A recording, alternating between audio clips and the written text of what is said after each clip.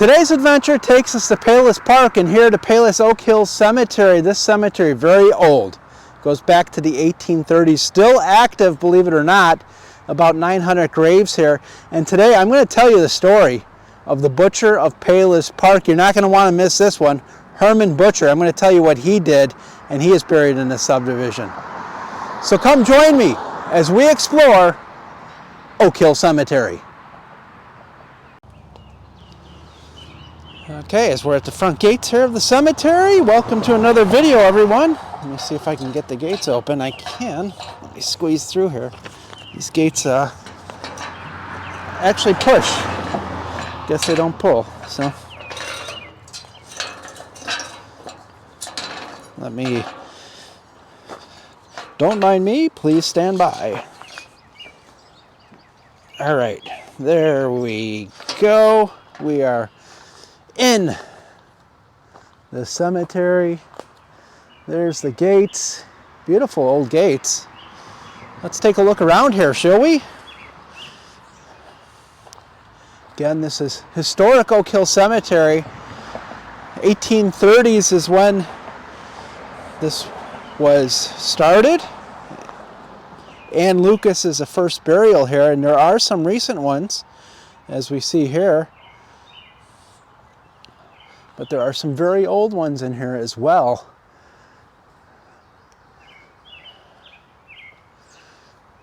Some of this is well overgrown. As we see, there's some in here. Mother Margaret, 1956 is when she passed away. Very young, in her 40s.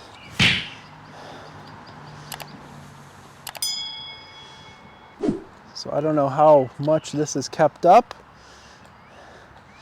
There's an older part here. This is the historic part, and then over here to my right, it appears to be some newer monuments. Let's take a walk up through here, see what we can find. Got some here, not too old, 62 and 52. Boy, there's some buried in here in this. There's one buried here that I'm not going to be able to get to, I don't think. Yeah. 1922, 1908 to 1922. I can't read the name on that one. That's really buried in there.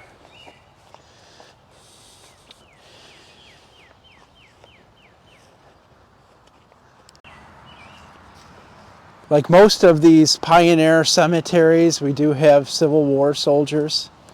Corporal John Schofield in the cavalry. Thank you for your service. Look at this beautifully decorated cross. Very nice. Not too old. Uncle Thomas Devine, 1994. And Mother Doris, 1923. No death date.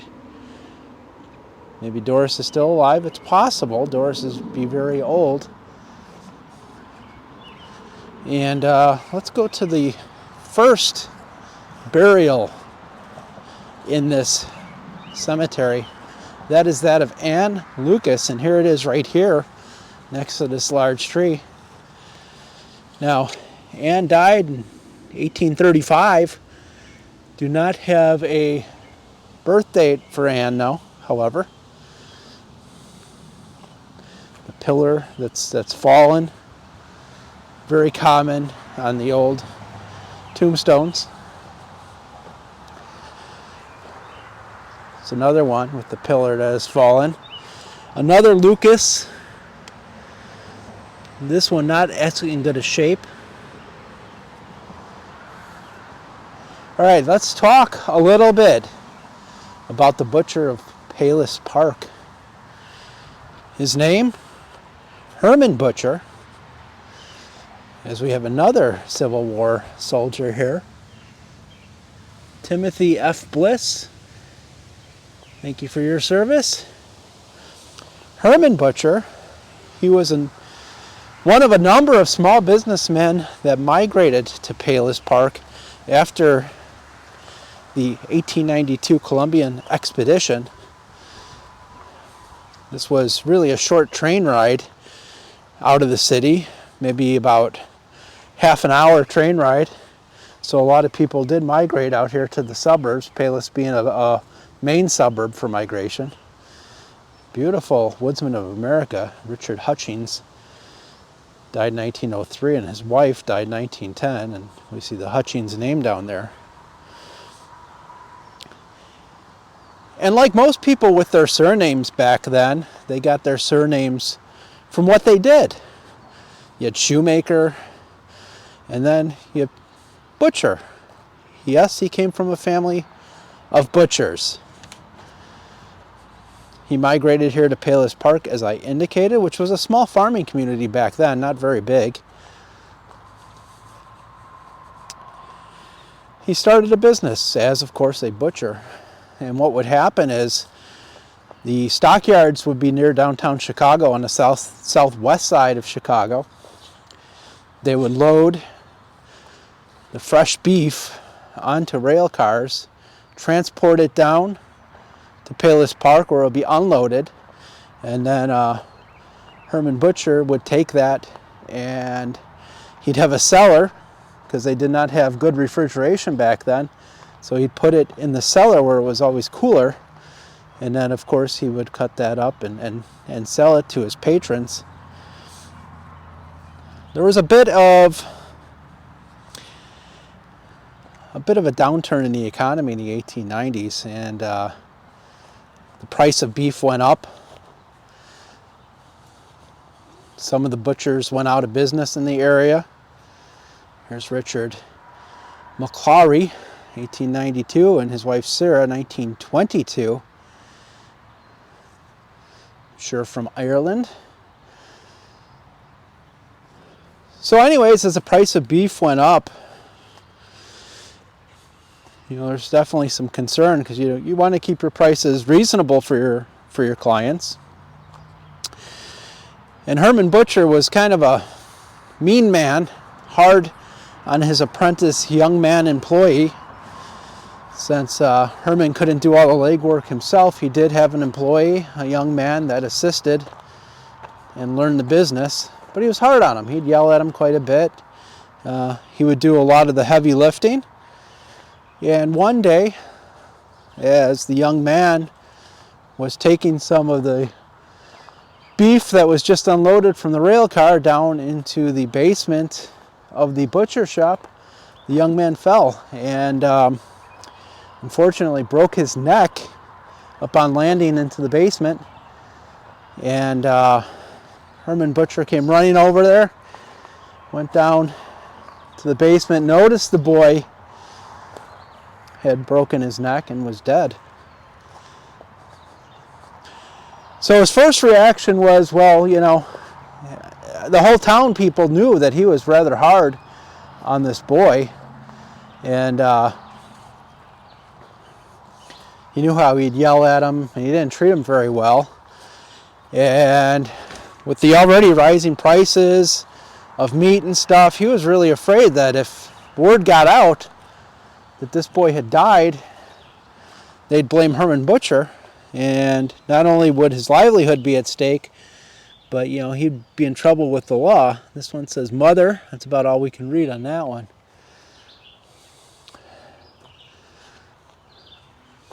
So he hid the boy's body down in the cellar with the rest of the meat. Went home that night, kind of contemplated what he wanted to do, what his next steps were. So the next day, went to work. He decided, I'm going to cut this boy up, and I'm going to sell him. He apparently sampled the boy before selling him, and he thought, well, the meat was pretty good. This is an old one here, something Warner, Corporal, looks like Abe's something Warner, old one. So he thought the meat was pretty good, the boy. So he packaged them up and started selling the boy's body to another Civil War soldier, to the patrons of the butcher shop. And they raved about it. They loved it. They thought this was delicious. Best cuts of meat they've had in a long time. So now, Herman, as a businessman, sees, hey, a potential business opportunity here. He just sold this boy to the villagers. They loved it, and it didn't cost him a cent. Look at this with the lamb and the curbing. Let's see who this is. Mary, wife of Ira McCord, died 1875, 23 years of age. So yeah, so then he said, wait, I have an idea here, but I don't, how am I going to get more meat? I mean, this is just the one boy. So then he decided, hey, I'm going to target hobos, because who cares about them? And if they go missing, no one really cares. They don't have families. So he went down to the local rail yard and started luring hobos with alcohol and that, and get them drunk and lure them back to his butcher shop and say, hey, you want to make some money to support your alcohol addiction? And he'd lure them back to his butcher shop and kill them. And he would package them and sell them to the villagers. And they liked it. They thought the meat was good. One problem is, the hobo community has started realizing their own were missing, and pretty soon banished from that location. And so now Herman was at another impasse here. What do I do? My meat just dried up. How do I get another supply in here? Well, if one young boy died, well, I guess others can too. I mean, he's got to run a business here. Look at this photo here. Just beautiful. Who is it? Geraldine White, 1933 to 2002. Gone to be with Jesus. And then next to it is another one. Her husband. No photo on that one. It's hard to get to. So anyways, one more here. One there. This is Ray White, 1835 to 2002. December 24th, 2002. Iron worker. And she died in 2002. When did she die? January 12th, 2002. So early in the year. So getting back to my story. So Herman said, well, one boy I cut up and sold, so why don't I do that with other boys in the area? So that's what he did. He ended up abducting young boys in the area, killing them, cutting them up, and selling them to his patrons. And they loved the meat. They said, this is fantastic. We love it. Keep it coming. Of course, not knowing what it really was. But then the children started to go missing. People started to notice something's going on here in this community. And they started to get smart and put two and two together. And they started to suspect Herman. And one night, they went over to his butcher shop, broke in, went into the basement, into the cellar, and sure enough, they found remains of children down there. Of course, then they took justice into their own hands went to Herman's home. They forced entry into the home and dragged him out onto the lawn, where they butchered him with his own cleaver. They severed his head, and they buried his head separately from the rest of his body. They say his head is buried at Indian Hill Cemetery, and the rest of his body is buried right here at this monument in Oak Hill Cemetery.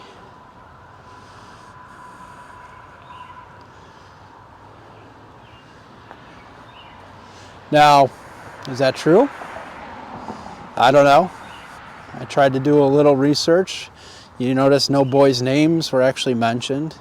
No names other than Herman Butcher were mentioned. And I did notice a lot of towns have similar type stories. But there's definitely a monument here. It says Butcher on it.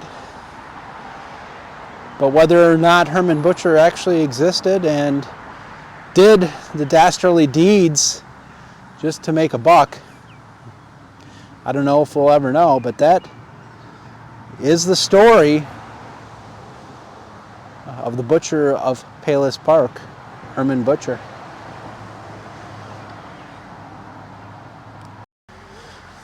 I love stories like that. You know, are they fact or fiction? One doesn't know. Looks like James is the name. Wonder if I can get a death date on this. Let me grab the flashlight.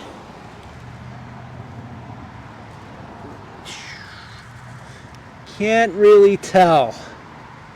That one's a little tough to read, that's for sure. But I do see a veteran sign here. So maybe he's a veteran. Don't know. We see there are multiple graves in here.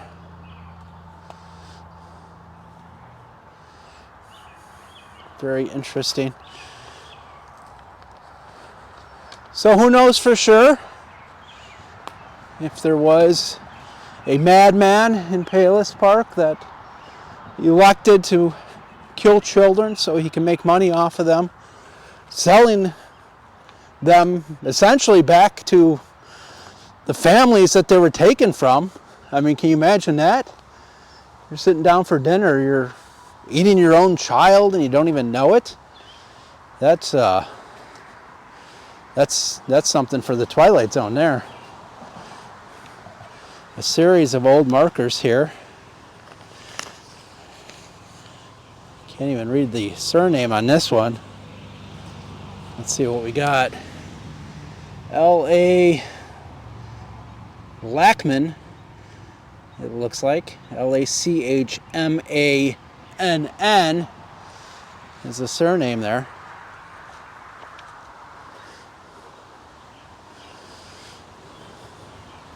We have Anderson, Helen, and Neil, 1985 and 1987. We are near a very busy road. As you hear traffic, I'm sure. 131st Street goes past here.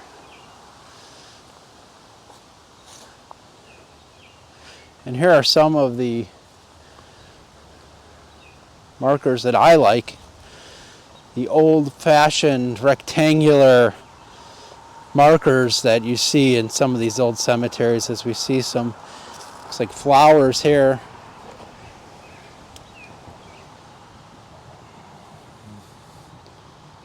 Maybe you can read that. I cannot. Very, very worn, very old. Here's another one. Cynthia, I could read that name. So tell me in the comments below if you think that story is true. Let me know about other stories you have heard, maybe in your area. Maybe they're similar, maybe they're not. But you always have this lore.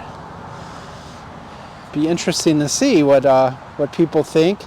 And I know I have subscribers and people that watch from other countries. I'd be interested to hear what kind of lore and tales you have from your own country. So please share. That one there is just completely, wow, it's amazing that's even still standing. That is actually quite impressive, but unreadable.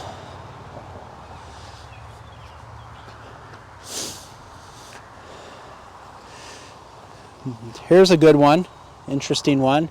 The body of this unknown soldier was mistakenly shipped from Tennessee and buried here as the body of William Mahaffey, Company F, 100th Illinois Infantry.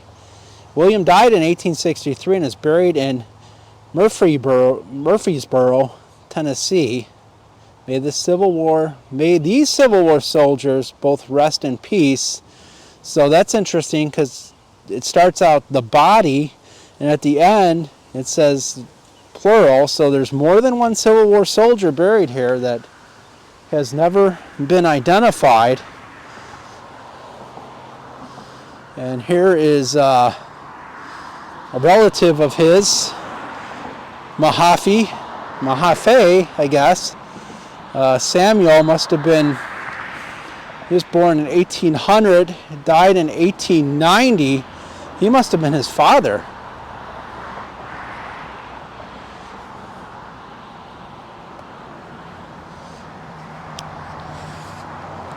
It's another nice one with the flowers. Can't read the name on that one either. Maybe you can read it.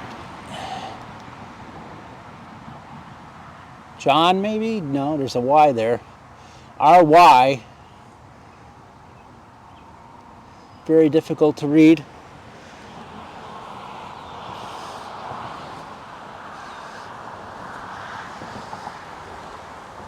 I see Anderson here. William Anderson died 1863 at the age of 64, so he was born in the 1700s. See how good I am with math? Emily looks like she died 1853. That age is a little harder to read. You cannot read that. Just look at this beautiful cemetery. This is really, I'm going to be honest, this is creepy with it being on a hill with all these trees. This really reminds me of Bachelor's Grove, but with a lot bigger than Bachelor's Grove, a lot more graves, and it's on a hill. Bachelor's Grove is not on a hill, and it has a lot more trees, so it's even creepier than Bachelor's Grove in my opinion. I mean, if this was tucked back into the woods away from the road, that would be really creepy. Got a lamb there, young child. Unreadable. Again, unreadable.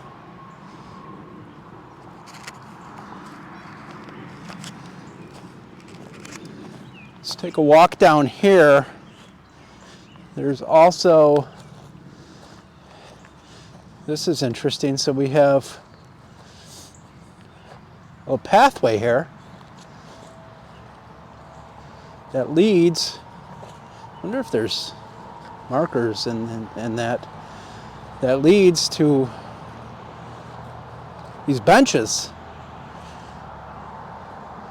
which is very interesting to me.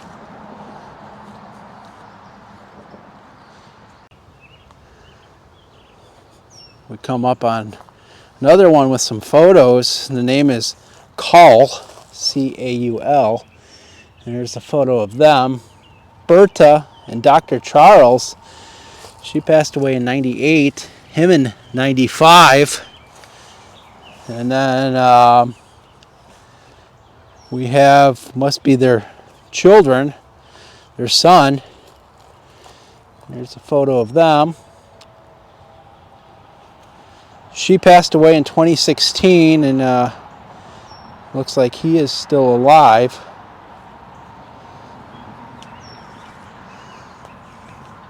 Never been to this cemetery. Oddly enough, and this is weird, I grew up a mile away from this cemetery, and I've been past it thousands of times, and I have never been here until today.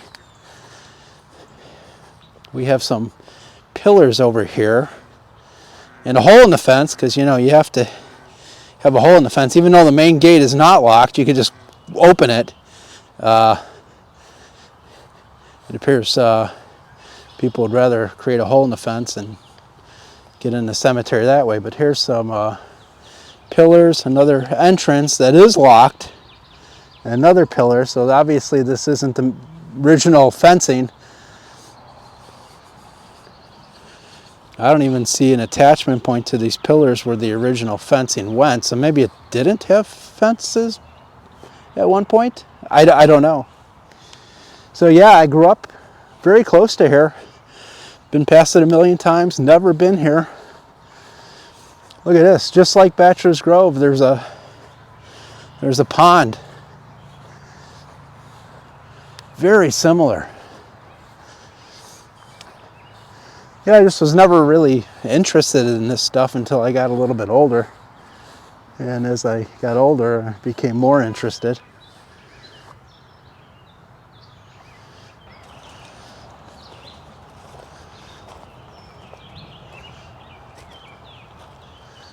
Very peaceful, even though there is a busy road adjacent to the cemetery.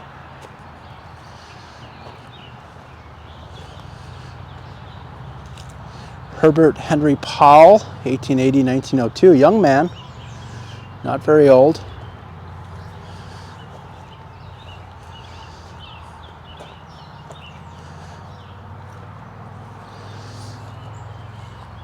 Here we have the Munch family. Now, why is this notable?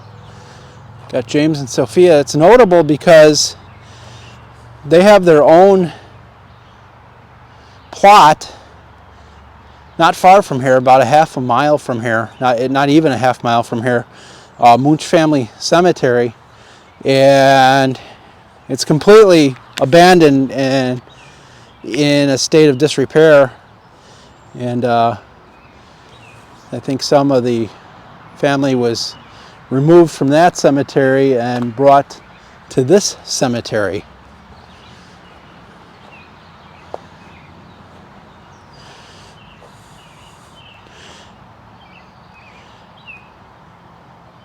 Ora Lily, Henry James, children of H&E Munch. And here's Elizabeth Munch Morris, 1901 to 1991.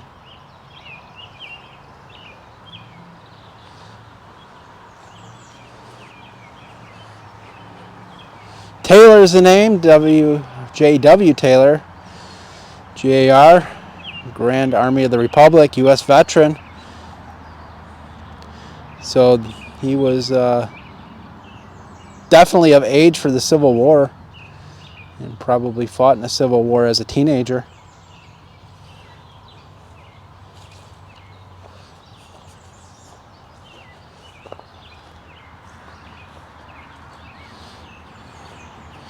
We have Sidney, Stanley, and Charles, 1868, 1878, and 1925, respectively. I don't know what the surname is. And of course, the surname is covered by that big tree, or bush, or whatever you want to call it. And here's a nice monument as well. Jacob Salterman, 1820 to 1898, and Mary, his wife, 1833 to 1898 as well. He died in August, she died in October. That's very interesting.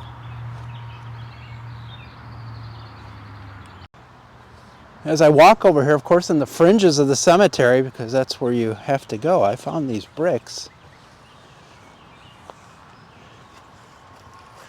There's several bricks in the ground, and they say B-A-R-R, and they all say the same thing. I don't know what that means. I'm guessing it's a manufacturer marking, but I see 3 bricks here. I don't see any more bricks. It's very weird. There's 1 brick, 2 bricks. There's the 3rd brick, and then there looks like to be another marker here, a round marker. Very interesting indeed.